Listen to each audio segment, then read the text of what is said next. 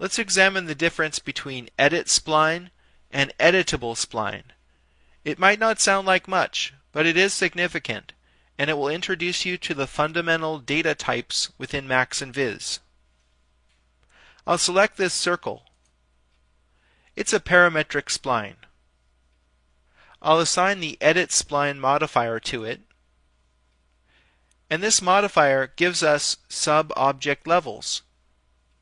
This is just like turning the circle into a line, if you will. It has the same editability now.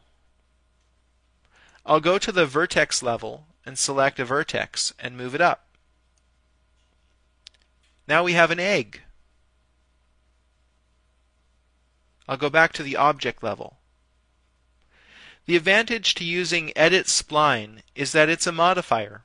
You can go down the stack to the base object and make adjustments parametrically. This may or may not affect the topology depending on what you've selected with edit spline.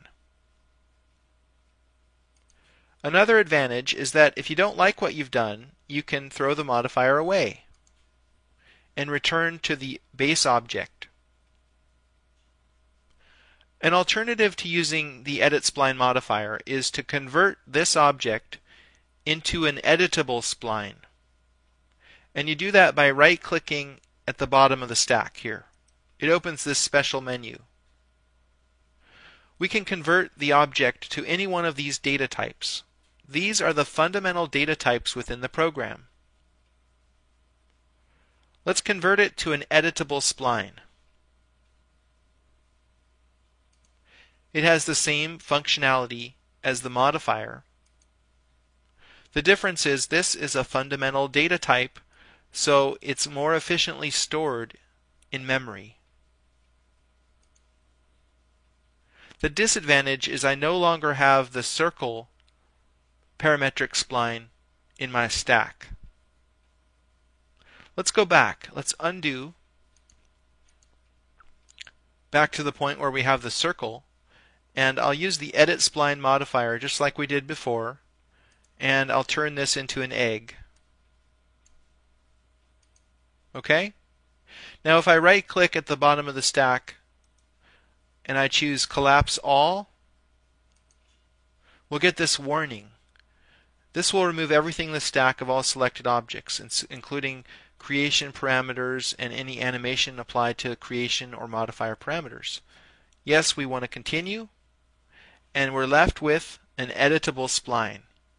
So you see, when you build up a stack, if you ever collapse it, you will reduce the stack to one of the fundamental data types.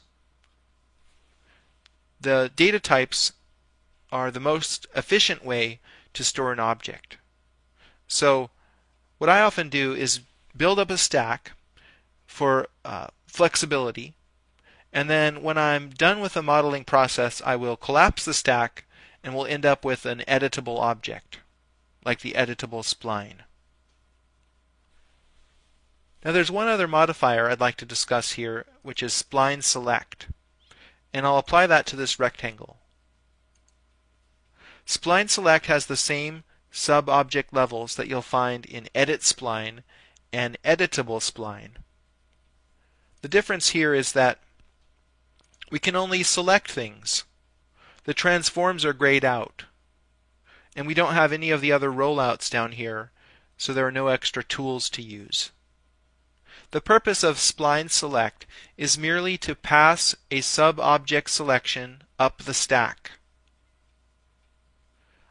I'll assign the delete spline modifier to delete that particular segment from the rectangle. With this method, I retain the base object. I can make adjustments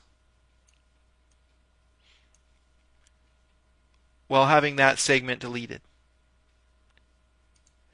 If you right-click in the stack and collapse it,